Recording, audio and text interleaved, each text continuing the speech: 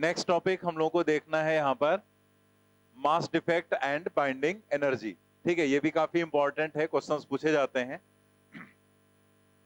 तो हम लोग सबसे पहले ये जो नोटेशन लिखा हुआ है इसको हम लोग यहाँ पर एक बार समझ लेते हैं कि वैसे तो ये हम लोग को पता ही रहता है कि जब हम कोई भी एटम लिखते हैं तो उसके बारे में, जैसे जो हम यहाँ पर लिखते हैं नीचे वो जेड होता है, मतलब उसका एटॉमिक नंबर, और जो ऊपर लिखते हैं वो उसका होता है मास नंबर। ठीक है, मास नंबर इधर भी लिख सकते हैं, ऐसे भी लिखा जा सकता है, या कई बार इसको ऐसे लिख दिया जाता है। मतलब कुल मिला के जो ऊपर लिखते हैं वो मास नंबर और जो नीचे लिखा जाता है वो atomic number. Number of protons, अगर हम एटॉमिक नंबर की बात करें तो जो एटॉमिक नंबर होता है वो नंबर ऑफ प्रोटॉन्स को रिप्रेजेंट करता है। तो ये भी हमारे दिमाग में आता है कि नहीं, नंबर ऑफ इलेक्ट्रॉन्स को भी तो रिप्रेजेंट करता है, क्योंकि जितने प्रोटॉन उतने ही इलेक्ट्रॉन। लेकिन जितने प्रोटॉन उतने ही इलेक्ट्रॉन तब होंगे जब वो न्यूट्रल होगा। अगर वो न्यूट्रल नहीं है, मान लिया पॉजिटिवली चार्ज है या नेगेटिवली चार्ज है, तब तो इलेक्ट्रॉन्स की संख्या या तो कम हो जाएगी या ज्यादा हो जाएगी। तो अगर वहां पर हम नंबर ऑफ प्रोटॉन्स लिखते हैं तो इसमें कोई प्रॉब्लम नहीं, क्योंकि प्रोटॉन तो ट्रांसफर होते नहीं। अगर कोई भी एटम ले लिया तो प्रोटॉन तो उसके न्यूक्लियस के अंदर है, इलेक्ट्रॉन बाहर होते हैं, वो ट्रांसफर हो सकते हैं। तो अगर न्यूट्रल कंडीशन कहा जाए तो न्यूट्रल कंडीशन में तो हम कह सकते हैं नंबर ऑफ प्रोटॉन भी उतने ही है, नंबर ऑफ इलेक्ट्रॉन भी उतने, वो जेड के बराबर। लेकिन अगर वो आयनाइज्ड कंडीशन है, पॉजिटिव या नेगेटिव, तो फिर प्रोटॉन के बराबर कह सकते हैं, इलेक्ट्रॉन के बराबर हम नहीं बोल सकते हैं, क्योंकि इलेक्ट्रॉन में फिर कुछ भी हो सकता है, वहां पर कम ज्यादा हो सकते हैं। ठीक है, तो ये पॉइंट समझ में आ गया ना। ठीक है, ध्यान रखेंगे। ए क्या है, मास नंबर। और अगर हमें ए की बात करते हैं तो ये तो हो गया एटॉमिक नंबर, ये हो गया मास नंबर। ए माइनस जेड, अगर हम ए माइनस जेड की वैल्यू निकालते हैं तो ये हमें बताता है नंबर ऑफ न्यूट्रॉन्स, कितने न्यूट्रॉन्स उसके अंदर हैं। तो Z atomic number, A mass number, A minus Z number of neutrons. तो न्यूक्लियस के अंदर रहता है उसको हम बोलते हैं न्यूक्लियॉन्स। ठीक है, और न्यूक्लियस के अंदर क्या होता है, प्रोटॉन और न्यूट्रॉन। तो न्यूक्लियस के अंदर रहते हैं प्रोटॉन और न्यूट्रॉन, तो उन्हीं को बोल दिया जाता है न्यूक्लियॉन्स कंबाइंड रूप में। ठीक है, तो एक तरह से हम लोग नंबर ऑफ न्यूक्लियॉन्स की अगर बात करें तो वो क्या है, न्यूक्लियस के अंदर की चीज है। और न्यूक्लियस में क्या है, मेन प्रोटॉन है और न्यूट्रॉन है।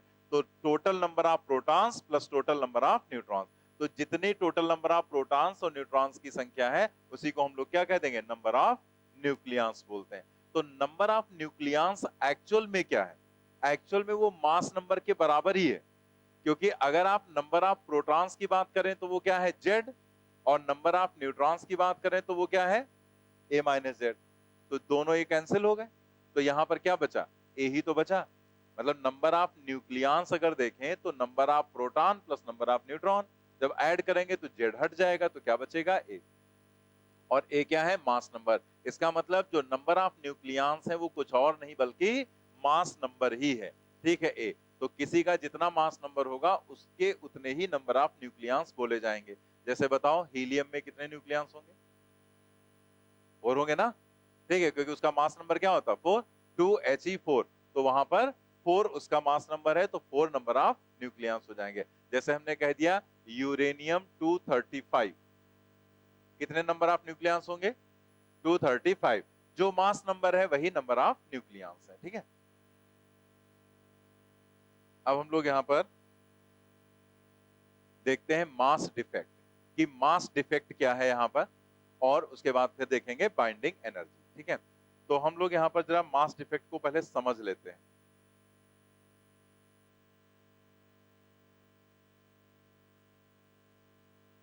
यहां समझ लेते हैं काफी जगह। ठीक है, मास डिफेक्ट हमें समझना है। तो जैसे मान लेते हैं, ऐसे यूजुअल वे में जो हम लोग बात करते हैं, तो यूजुअल वे में जैसे अगर हम ऐसे यहां पर कोई एक रॉड ले लें, जैसे अगर हम एक ऐसे कोई रॉड ले लें, ठीक है, और इसका मास हमने सपोज कर लिया 5 किलोग्राम। ठीक है, और एक हमने और रॉड ले ली यहां पर,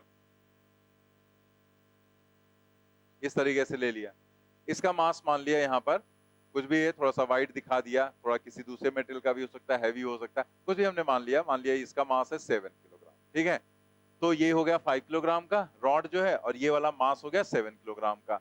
इन दोनों को हमने जोड़ा और यहां पर हमने बना लिया थॉर का हथौड़ा। ठीक है, थॉर का हथौड़ा। ठीक है, तो ये यहां पर अगर ये बनाया तो ये कितना, तुम लोग इतना टेंशन में क्यों, लाइफ सेट है ना, प्रॉब्लम किस चीज की? क्या नहीं सेट है? अरे सेट है यार, मोदी ने सेट कर डाला सब। मोदी के सामने कहे मत है, जेल में डाल देंगे जान। तो यहाँ पर जो है 5 + 7, तो 5 + 7 12 किलोग्राम यहाँ पर टोटल जो मास है यहाँ पर कितना हो गया 12। तो ये सीधा सीधा सा कॉन्सेप्ट है जो हमें बड़े आराम से समझ में आ जाता है कि अगर हम इन दोनों चीजों को जोड़कर कोई एक सिंगल चीज ऐसे बनाएंगे तो उसका मास इन दोनों के मास के बराबर ही रहेगा टोटल। अब बात करते हैं यहाँ पर, अगर हम यही चीज न्यूक्लियर लेवल पर आ जाते हैं, ठीक है, तो न्यूक्लियर लेवल पर अगर हम आएंगे तब वहां पर क्या होता है, जैसे मान लिया हमें हीलियम बनाना है, तो हीलियम न्यूक्लियस मतलब 2He4 alpha particle. Alpha particle का मतलब क्या होता है? हीलियम का न्यूक्लियस। तो हमें ये हीलियम नहीं बनाना, मतलब हीलियम का न्यूक्लियस बनाना है, यानी कि हमें अल्फा पार्टिकल बनाना है। तो अगर हम हीलियम का न्यूक्लियस बनाएंगे तो उसमें हमें पता है कितने प्रोटॉन है? 4। 2 प्रोटॉन है। और न्यूट्रॉन कितने? 2। 2 प्रोटॉन और 2 न्यूट्रॉन। तो हमने लिए 2 प्रोटॉन और प्लस हमने लिए 2 न्यूट्रॉन, ठीक है। तो मान लिया 2 प्रोटॉन का मास है m1 और 2 न्यूट्रॉन का मास है m2, और इन दोनों को कंबाइन करके हमने बना लिया 2He4। तो 2He4 जो ये हीलियम बना उसका मास हो गया m। तो जैसे ऊपर हमने देखा वैसे हमें यहाँ पर भी एक चीज समझ में आती है कि भाई यही दो मिलाकर तो हमने ये बनाया है, ठीक है। तो अगर इन दोनों को मिलाकर हमने ये हीलियम का न्यूक्लियस बनाया है अल्फा पार्टिकल, तो ये जो m है वो होना m1 + m2 की जो वैल्यू है वो किसके बराबर होनी चाहिए? m के बराबर, क्योंकि ये दोनों मिलकर ही तो ये m बना है। तो दोनों का मास जोड़ दें तो m हो जाना चाहिए, लेकिन प्रैक्टिकली ये चीज है नहीं। जब प्रैक्टिकली देखेंगे तो वहां पर यहाँ जो नॉर्मल ये कंडीशन है उसमें तो कोई प्रॉब्लम नहीं, उसमें तो यही रहेगा, ठीक है। लेकिन जब हम न्यूक्लियर लेवल पर जाएंगे तो जब हम इन दोनों को जोड़कर ये अल्फा पार्टिकल बनाएंगे तो यहाँ जो ये टोटल मास m1 + m2 का था, जब ये अलग अलग थे तब वो जो मास था तो ये नहीं मिलेगा, बल्कि जो m1 + m2 का मास था वो ज्यादा होगा, और जब वो कंबाइंड हो जाएंगे तो ये जो अल्फा पार्टिकल बनेगा उसका मास कम हो जाएगा, ठीक है। मतलब ये जो बना इसका मास क्या हो जाएगा? कम।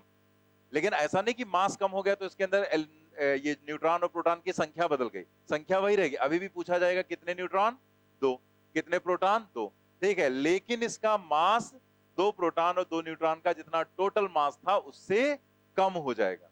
तो ये जो मास था वो कहां चला गया? मतलब कुल मिला के इसका मास तो कम ही हो गया ना, मतलब इसमें कुछ लॉस हो गया। तो ये जो लॉस होता है मास में, इसी को हम बोलते हैं मास डिफेक्ट। मतलब ये चीज यहां नहीं मिलेगी अगर न्यूक्लियर लेवल पर जाएंगे, तो आपको ये कंडीशन मिलेगी। तो यहां पर जो डिफरेंस आएगा, मतलब इन दोनों का जो डिफरेंस, यानी कि delta m = m1 + m2 - m, ये जो यहां पर आता है डिफरेंस, उसी को हम बोलते हैं मास डिफेक्ट, ठीक है। ये मास यहां पर बाहर निकल जाएगा, लेकिन वो मास जब बाहर निकलेगा तो वो एनर्जी के फॉर्म में निकलेगा बाहर, ठीक है। मतलब ये जो इसका मास कम हुआ वो मास कन्वर्ट हो गया किसमें? एनर्जी में, according to Einstein's equation E = mc²। तो ये जो डेल्टा m होता है इसी को बोला जाता है मास डिफेक्ट, और जो इसके बराबर, मतलब इस मास को एक्चुअल में ये कन्वर्ट हो जाता है एनर्जी के फॉर्म में। तो जितनी एनर्जी वहां पर रिलीज होगी उस एनर्जी को हम लोग यहां पर देखेंगे किस फॉर्मूले से? mc = mc², यानी कि डेल्टा m × c², ठीक है। अब यहां पर देखो एक पॉइंट, यहां थोड़ा सा ध्यान से समझना कि जब इन दोनों को मिलाकर ये बनाया गया तो इसका कुछ मास कम हो गया। मास के इक्विवेलेंट एक तरह से इसकी जो एनर्जी थी वो कम हो गई, एनर्जी इसकी क्या हो गई? कम। अगर किसी की एनर्जी कम हो जाती है तो वो स्टेबल ज्यादा हो जाता है।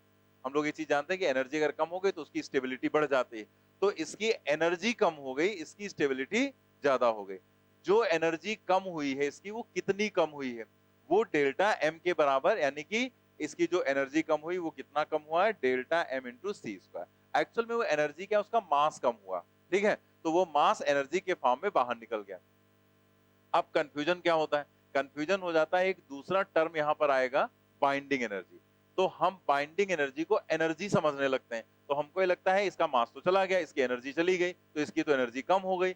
लेकिन बाइंडिंग एनर्जी के रूप में बोलेंगे तो हम कहेंगे इसकी बाइंडिंग एनर्जी बहुत ज्यादा होगी, ठीक है, जो यहाँ पर है। तो बाइंडिंग एनर्जी को एनर्जी से कंपेयर मत करो। मतलब हमने आपको स्टेबिलिटी के लिए ये चीज समझा दी कि स्टेबल ये होगा क्योंकि इसका कुछ मास चला गया एनर्जी के फॉर्म में, तो उसको हम समझने के लिए आपको हमने बता दिया कि भाई किसी की एनर्जी चली गई बाहर निकल गई तो वो ज्यादा स्टेबल हो जाएगा, ठीक है। तो यहाँ पर ये स्टेबल हो जाएगा, ज्यादा इनकी तुलना में ज्यादा स्टेबल रहेगा, ठीक। लेकिन अब हमें वो एनर्जी वाला टर्म भूल जाना है। हम सीधे याद रखेंगे कि अगर यहाँ पर ये दोनों कंबाइंड होंगे और यहाँ पर ये बनेगा तो इसका कुछ मास कम हो जाएगा, जिसको हम क्या कहेंगे, मास डिफेक्ट, और ये ज्यादा स्टेबल होगा, ठीक है। जो मास डिफेक्ट है उसको अगर हम c स्क्वायर से मल्टीप्लाई कर देंगे तो वो एक एनर्जी मिलेगी, उस एनर्जी को कहा जाता है बाइंडिंग एनर्जी, ठीक है।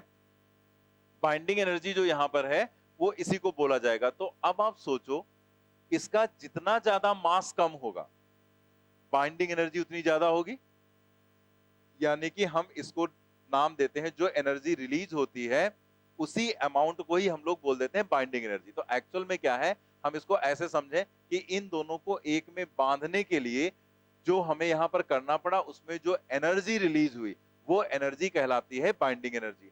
तो अगर हमें इन दोनों को फिर से इसमें से खींचकर सेपरेट करना, हालांकि सीधा सीधा प्रोसेस नहीं होता है कि वहां पर हमने ऐसे पकड़ के दोनों को अलग कर लिया, वो अलग प्रोसेस होता है। लेकिन अगर हम सीधे समझने के लिए ये सोचें कि हमने दो प्रोटॉन दो न्यूट्रॉन को कंबाइन करके इसको बना लिया, इसको बनाने पर जो मास वहां पर इसका कम हो गया, जो उसी को हम मास डिफेक्ट बोलते हैं, उसके बराबर जितनी एनर्जी निकल गई उसको हम बाइंडिंग एनर्जी बोलते हैं। तो फिर अगर हमें इसे वापस कन्वर्ट करना है, अलग अलग करना है, तो जब ये बना था तो मास कम हुआ था, तो जब ये वापस इनको अलग करेंगे तो एक तरह से उन दोनों को सेपरेट करने के लिए जितनी एनर्जी उसमें से निकली थी उतना ही अमाउंट आपको इसको देना पड़ेगा, यानी कि उतने के बराबर आपको वर्क करना पड़ेगा। तो जब वो वर्क करेंगे तभी उसको आप सेपरेट कर पाएंगे। मतलब जितना अमाउंट एनर्जी का रिलीज हुआ उतना ही अमाउंट आपको वर्क में यहां पर करना पड़ेगा, और वही वर्क यहां पर मतलब इसे इन दोनों को अलग करेगा, ठीक है। तो समझ गए कि बाइंडिंग एनर्जी क्या है। मतलब हम एक बात समझेंगे कि जिसकी बाइंडिंग एनर्जी ज्यादा होगी मतलब उससे मास डिफेक्ट ज्यादा होगा, ऐसे समझो। मतलब जिसकी बाइंडिंग एनर्जी बहुत ज्यादा होगी उसमें मास डिफेक्ट बहुत ज्यादा होगा, मतलब इसके मास में बहुत ज्यादा कमी आएगी तो इसकी बाइंडिंग एनर्जी ज्यादा होगी। तो जिसकी बाइंडिंग एनर्जी जितनी ज्यादा होगी वो उतना ही ज्यादा स्टेबल होगा, होगा कि नहीं। क्योंकि अगर इसकी बाइंडिंग एनर्जी ज्यादा है तो इसका मतलब हम क्या कहेंगे कि इसको अलग करने में हमें बहुत ज्यादा वर्क करना पड़ रहा है। तो कोई चीज बहुत स्टेबल है उसको आपको अलग करना है, उसको डिस्ट्रॉय करना है, तो आपको बहुत ज्यादा अमाउंट वर्क का देना पड़ेगा, बहुत ज्यादा एनर्जी देनी पड़ेगी, ठीक है। तो एक तरह से जो स्टेबल होगा उसी को सेपरेट करने में तो प्रॉब्लम है, ठीक है। जो अनस्टेबल है उसको तो अलग कर सकते हैं, लेकिन जो स्टेबल है उसको सेपरेट करने के लिए ज्यादा प्रॉब्लम है, ज्यादा एनर्जी की रिक्वायरमेंट है। मतलब हम कहेंगे कि अगर ये स्टेबल है तो इसकी बाइंडिंग एनर्जी बहुत ज्यादा होगी। जो जितना ज्यादा स्टेबल उसकी बाइंडिंग एनर्जी उतनी ही क्या होगी, ज्यादा बाइंडिंग एनर्जी होगी, ठीक है। तो ये पॉइंट समझ में आ गया, पूरा क्लियर हो गया ना कि मास डिफेक्ट क्या है और बाइंडिंग एनर्जी क्या है। देखते हैं अब यहां पर, it is found that the mass of a stable nucleus, mass of a stable nucleus is always less than the total mass of the constituent nucleons। मतलब जिनसे न्यूक्लियस मिलकर बना है उनके मास से जो स्टेबल न्यूक्लियस है उसका मास हमेशा कम होगा। The difference between the sum of the masses of the nucleons constituting a nucleus and the rest mass of the nucleus is known as mass defect delta m। मतलब जिनसे मिलकर बना है उनका मास और जो न्यूक्लियस बनाया उसका मास, उनका जो डिफरेंस है उसी को हम क्या कहेंगे, मास डिफेक्ट। यही तो हमने यहां पर बताया था कि इन दोनों को मिलाकर हमने ये बनाया, तो इन दोनों का टोटल मास और ये जो बना इसका मास, इसका जो डिफरेंस है, जो अंतर है, उसी को हम क्या बोलते हैं, मास डिफेक्ट। तो इसे अगर हम लिखें तो ऐसे तो लिखेंगे, जैसे मान लिया कोई यहां पर हमने एक्स एलिमेंट बनाया जिसका एटॉमिक नंबर Z है और मास नंबर A, तो इसके अंदर कितने प्रोटॉन होंगे, प्रोटॉन कितने होंगे Z, और न्यूट्रॉन कितने होंगे A माइनस Z। इसका अपना जो ओरिजिनल मास है वो m है, ठीक है। प्रोटॉन इसमें Z है और न्यूट्रॉन कितने A माइनस Z। मान लेते हैं एक प्रोटॉन का मास है mp और एक न्यूट्रॉन का मास है mn। ये कोई स्टैंडर्ड सिंबल नहीं, कुछ भी आप यूज कर सकते हैं, ठीक है। तो एक प्रोटॉन का मास mp है, तो z प्रोटॉन का मास z टाइम्स mp, तो ये टोटल प्रोटॉन का मास हो गया। एक न्यूट्रॉन का मास mn, a minus z number of neutrons है ना, तो a माइनस z का कितना मास हो जाएगा, a minus z into mn।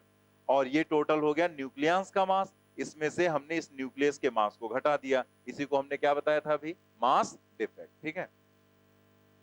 Binding energy, when a nucleus is formed from the free nucleus, जब एक न्यूक्लियस बनाते हैं कहां से, फ्री न्यूक्लियस से, the decrease in mass of nucleons that is mass defect is released. ये जो mass defect है वो रिलीज होता है as equivalent energy and is called binding energy of nucleus. ठीक है। In order to break the nucleus और to completely separate the nucleons from each other an equal amount of work has to be done. अगर उन्हें आपको एक दूसरे से separate करना है तो आपको इक्वल अमाउंट एनर्जी का वहां पर देना पड़ेगा, यानी कि इक्वल अमाउंट जो एनर्जी का था उसके बराबर आपको वर्क करना पड़ेगा। ठीक है। तो अगर बाइंडिंग एनर्जी लिखें तो डेल्टा एम इंटू सी स्क्वायर, डेल्टा एम इंटू सी स्क्वायर जूल में, अगर ये हम किलोग्राम में रखेंगे, ये सी को अगर हम रखेंगे यहाँ पर 3 × 10⁸ मीटर पर सेकेंड, तो यहाँ पर ये आएगा जूल में। लेकिन अगर हम इसे मिलियन इलेक्ट्रॉन वोल्ट में कन्वर्ट करें तो 931 से मल्टीप्लाई करते हैं, अगर ये एमयू में दिया गया। ठीक है। मतलब जो डेल्टा एम है वो एमयू में है, और जो यहाँ पर मिलियन इलेक्ट्रॉन वोल्ट मतलब 931 से मल्टीप्लाई कर देंगे, मिलियन इलेक्ट्रॉन वोल्ट में कन्वर्ट हो जाएगा। अगर कभी मिलियन इलेक्ट्रॉन वोल्ट को कन्वर्ट करना हो जूल में तो क्या करोगे, मिलियन का मतलब 10⁻⁶, और इलेक्ट्रॉन 1.6 10⁻⁹ चार्ज रखेंगे। वर्क एनर्जी पावर में बता दिया गया था, इलेक्ट्रॉन वोल्ट को जूल में कन्वर्ट कर, मास मत रख देना। ठीक है। चार्ज रखेंगे इलेक्ट्रॉन का और वोल्ट। ठीक है। तो वोल्ट तो वो तो ऐसा यूनिट है ये, तो ये जूल में कन्वर्ट हो जाएगा। तो अगर हम मास को एमयू किलोग्राम में देंगे तब तो सी रखेंगे, और अगर मास एमयू में दिया गया है तो कुछ नहीं करना है, 931 से मल्टीप्लाई कर देना है बस, वो मिलियन इलेक्ट्रॉन वोल्ट में आ जाएगा। 1 AMU या उसको 1 U बोलते हैं। ठीक है। ये 1.66 10⁻⁻27 किलोग्राम होता है। ठीक है। AMU, AMU क्या होता है, फुल फॉर्म हमको ही पता है, एटॉमिक मास यूनिट होता है। होता क्या है, क्या होता है, प्रोटॉन का मास होता है। AMU को डिफाइन कैसे करते हैं, 1/12 ऑफ मास ऑफ कार्बन। हाँ अब फुल फॉर्म बता रहे हैं हमको, ठीक है, जैसे लग रहा हमको नहीं आता है। तो इसको AMU लिखेंगे या U लिखेंगे, तो ये कार्बन का जो रहता है मास उसका 1/12 होता है। एक्चुअल में ये बहुत छोटी मास है ना, तो ये किलोग्राम में थोड़ा सा इनकन्वीनियंट रहता है इसको यूज करना। ठीक है। तो एक तरह से हम लोग इसे AMU में लिखते हैं, तो AMU में लिखना और हैंडल करना मतलब समझना आसान होता है। हर चीज को अगर किलोग्राम, जितने भी आपको ये पीरियोडिक टेबल में बताए जाते हैं सबके मास को अगर किलोग्राम में बताया जाए तो थोड़ा सा इनकन्वीनियंट हो जाएगा, मतलब कॉम्प्लिकेटेड हो जाएगा हमारे लिए। इसीलिए उसको लिया जाता है 1/12 ऑफ कार्बन। ठीक है, कार्बन के मास का। तो एक तरह से वो 1 के बराबर हो जाएगा ना, मतलब हाइड्रोजन के मास के बराबर हो जाएगा एक तरह से देखा जाए तो। ठीक है, 1/12 करेंगे तो कार्बन का क्या होता है, मतलब उसके हिसाब से वो मतलब हाइड्रोजन के आ जाएगा ना। और हाइड्रोजन की अगर हम बात करें तो वो पहले नंबर पर होता है, तो उसी के इंटीग्रल मल्टीपल में ही तो सारे मास होते हैं ना पीरियोडिक टेबल में, तो उसी के बेसिस पर ये यहाँ पर बनाया गया। तो ये थोड़ा सा इनकन्वीनियंट होता है किलोग्राम में यूज करना, इसलिए इसे यहाँ पर लिया जाता है। ठीक है। बाइंडिंग एनर्जी पर न्यूक्लियन, कई कॉन्सेप्ट समझने के लिए हमें पर न्यूक्लियन बाइंडिंग एनर्जी की रिक्वायरमेंट होती है। तो binding energy per nucleon that is binding energy upon A, क्योंकि नंबर ऑफ न्यूक्लियंस किसके बराबर, ए के बराबर मास नंबर, तो उसको हम डिवाइड कर दो आप यहाँ पर। ठीक है। नेक्स्ट देखते हैं न्यूक्लियर साइज। न्यूक्लियर साइज ये भी बहुत इंपॉर्टेंट टॉपिक है। न्यूक्लियर साइज पर भी क्वेश्चंस पूछे गए। यहाँ जितना हम बता रहे हैं उसमें से कुछ मत छोड़ना। ठीक है, तो इसमें से तुम अपना इंपॉर्टेंट मत छांटने लगना, ये इंपॉर्टेंट ये नहीं है। ठीक है, ये सब इंपॉर्टेंट ही, जो जहां से क्वेश्चंस आते हैं जैसे आते हैं वो सारी चीज आपको बताई जा रही है। तो यहाँ पर न्यूक्लियर साइज जो है उसमें रेडियस ऑफ न्यूक्लियस को दिया था r = r0 8⁻⁴, जहां r0 एक कांस्टेंट है 1.2 10⁻⁻15 मीटर। पहला पॉइंट क्या लिखा गया, वॉल्यूम ऑफ अ न्यूक्लियस, क्योंकि न्यूक्लियस को हम लोग कैसा मानते हैं, स्फेरिकली तो मानते हैं। ठीक है, तो volume of a nucleus is proportional to its mass number A, मतलब जितना ज्यादा मास नंबर होगा उतना बड़ा ही वो न्यूक्लियस होगा। छोटा मास नंबर है तो उसका न्यूक्लियस भी छोटा होगा। तो वो वॉल्यूम जो होता है वो मास नंबर के प्रोपोर्शनल, आप यहाँ से चेक कर सकते हैं, ये वाला फॉर्मूला तो आपको याद ही करना पड़ेगा। तो आपको यहाँ पर चेक करना है, आप ऐसे कर सकते हैं, जैसे वॉल्यूम है तो वॉल्यूम क्या होता है 4/3 पाई आर क्यूब,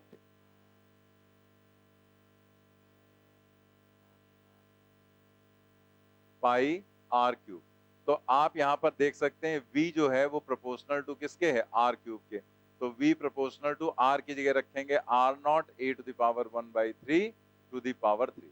तो v प्रोपोर्शनल टू क्या हो जाएगा, क्योंकि ये तो कांस्टेंट है और ये 3 और 3 कैंसिल हो जाएगा, तो फिर यहाँ पर क्या आ जाएगा, v प्रोपोर्शनल टू a आ जाएगा। ठीक है, तो that means volume is directly proportional to mass number.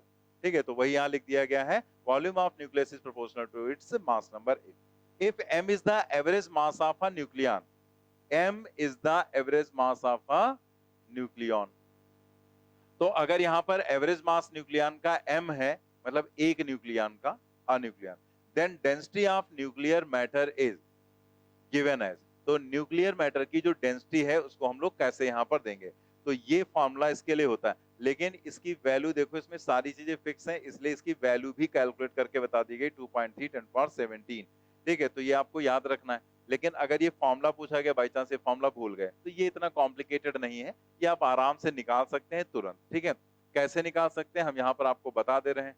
जैसे आप यहाँ पर देखो कि जो डेंसिटी है वो क्या होगा, total mass divided by volume, यही होगा ना। अब आप बताओ कि जैसे कोई भी न्यूक्लियस है उसका मास नंबर ए है, मतलब जो न्यूक्लियस है उसका मास नंबर कितना है, ए के बराबर। तो अगर मास नंबर ए है तो उसका टोटल मास क्या हो जाएगा, क्योंकि m क्या है, average mass of a nucleon. एक न्यूक्लियन का जो एवरेज मास है वो m के बराबर है, तो टोटल मास क्या हो जाएगा किसी न्यूक्लियस का, क्या हो जाएगा, a इंटू एम। भाई सीधी सी बात है कि एक न्यूक्लियन का मास m है और टोटल नंबर ऑफ न्यूक्लियंस होंगे कितने, a के बराबर मास नंबर। भाई ये भी बताना पड़ेगा क्या,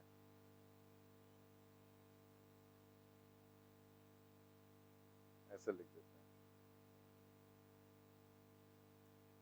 हैं 1 न्यूक्लियन। ठीक है, ये जो मास दिया गया है वो एक न्यूक्लियन का है। ठीक है, 1 nucleon implies that mass m। ठीक है, तो a न्यूक्लियंस मास नंबर के बराबर। ठीक है, a न्यूक्लियंस implies that मास कितना हो जाएगा, m इंटू a। ठीक है, और a क्या है, a है टोटल नंबर ऑफ न्यूक्लियंस।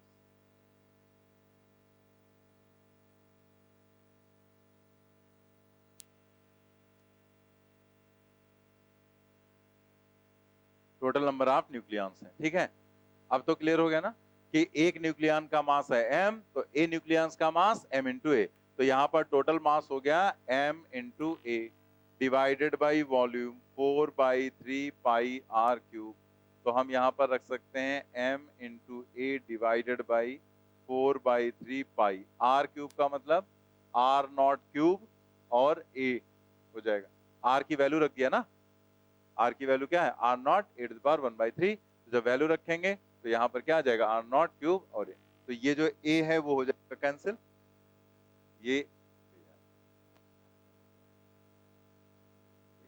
यहाँ पर जो a है ये यहाँ से हो जाएगा कैंसिल। तो जो बचा वो क्या बचा यहाँ पर, density is equal to 3m divided by 4 pi r naught cube, वही रिजल्ट आ गया। ठीक है, 3m/4 पाई r नॉट क्यूब के बराबर। और चूंकि इसमें r नॉट भी पता है कांस्टेंट है, मास एक न्यूक्लियन का मास हो गया, पाई की वैल्यू भी पता, 3/4 सारी चीजें पता है, तो हम सारी वैल्यू रखेंगे, ये निकल आएगा 2.3 10 पावर 17 किलोग्राम पर मीटर क्यूब। देखो इसके लिए हमने कोई जगह तो छोड़ी नहीं थी, तो आप वहां पर नीचे है थोड़ा बहुत मार्जिन रहता ना, उसमें अगर लिखना चाहे तो ये वाला एक लाइन लिख लें, एक ही लाइन में लिखते चले जाओ ऐसे, क्योंकि ये ऐसे लिख लो बाई चांस, जैसे ये तो हमें याद करना है, ये नहीं याद होगा तो कुछ नहीं कर पाओगे। ठीक है, ये अगर याद नहीं तो फिर तुम्हारे बस में कुछ है नहीं, लेकिन अगर ये याद है तो ये तो आप निकाल सकते हो, अगर भूल गए फॉर्मूला तो इसको याद रखना, वो आप डिराइव कर सकते हो। तो यहाँ से रिजल्ट क्या निकला कि जो यहाँ पर डेंसिटी है वो अगर ये कांस्टेंट ही निकल कर आ रहा है, तो मतलब ये हुआ कि चाहे कोई भी न्यूक्लियस हो, चाहे वो जितना लाइट हो, चाहे वो जितना हैवी हो, सबके लिए जो यहाँ पर डेंसिटी रहेगी न्यूक्लियस की, वो सबकी सेम रहेगी। मतलब मास पर यूनिट वॉल्यूम सबके लिए क्या रहेगा? सेम। चाहे आप हीलियम का देखो, चाहे आप कार्बन का देखो, चाहे आप ऑक्सीजन का देखो, चाहे आप यूरेनियम का देख लो, ठीक है। सबके लिए अगर न्यूक्लियस की बात करेंगे तो न्यूक्लियस की जो मास डेंसिटी होगी, मतलब वही मास पर यूनिट वॉल्यूम, तो वो सबके लिए सेम है, 2.3 10^17। बस अंतर क्या है कि अगर छोटा न्यूक्लियस है, ठीक है, मतलब कम मास नंबर, तो उसका साइज छोटा होगा, बड़ा है तो उसका साइज बड़ा होगा, लेकिन जो डेंसिटी होगी वो सबके लिए सेम रहेगी। लेकिन ये चीज एटॉमिक डेंसिटी पर एप्लीकेबल नहीं, क्योंकि एटॉमिक डेंसिटी में होता क्या है कि आप अगर न्यूक्लियस की बात करते हैं तो उसको तो हम सॉलिड मानते हैं ना, और बाकी तो ऐसे हम ऑर्बिट्स मानते हैं जिसमें इलेक्ट्रॉन्स रहते हैं। तो एटम का मोस्ट ऑफ द पार्ट तो खाली है ना, एम्प्टी पार्ट रहता है, और इलेक्ट्रॉन का मास वैसे ही बहुत कम रहता है। तो जो 99.9% मास होता है वो किसी एटम का, वो न्यूक्लियस का ही मास होता है। मतलब सोचो, अगर किसी एटम के मास की बात हम करते हैं तो 99.9% उसमें जो मास होता है वो किसका होता है? न्यूक्लियस का मास होता है, वो सॉलिड होता है। यहाँ तो पूरा पार्ट लगभग खाली ही है पूरा, बस उसमें इलेक्ट्रॉन है जिनका मास काफी ज्यादा कम होता है, ठीक है। तो ये जो कॉन्सेप्ट है ये किसके लिए एप्लीकेबल है? न्यूक्लियस के लिए। ये यहाँ पर एटॉमिक डेंसिटी पर एप्लीकेबल नहीं है।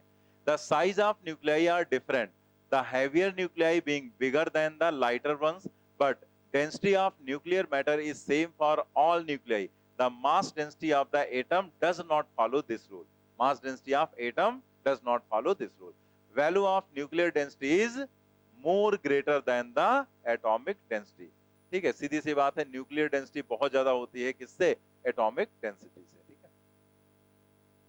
बाइंडिंग एनर्जी पर न्यूक्लियन, ये यहाँ पर आपको जो ये ग्राफ दिखाया जा रहा है, ये तमाम सारे अलग अलग न्यूक्लियस लिए गए, अलग अलग मतलब एटॉमिक नंबर लिए गए, मास नंबर, और मास नंबर लेकर उनके अलग अलग टाइप के जो यहाँ पर न्यूक्लियस हैं उनकी binding energy per nucleon calculate की गई। तो ये बाइंडिंग एनर्जी पर न्यूक्लियन है, EBN।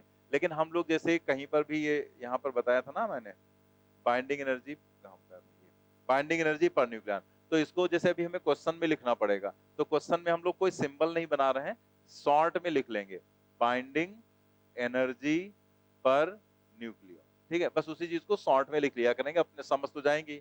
वैसे ही पूरा लिखना पड़ेगा बार बार। तो बाइंडिंग एनर्जी को B और बाइंडिंग एनर्जी पर न्यूक्लियन को BePn लिख दिया करेंगे हम लोग, ठीक है। तो उससे कोई कंफ्यूजन नहीं होगा। बाकी आप अपना सिंबल बनाएंगे तो फिर याद करना पड़ेगा कि ये सिंबल किसका है, ऐसे लिख लेंगे कुछ याद ही नहीं करना है, ठीक है।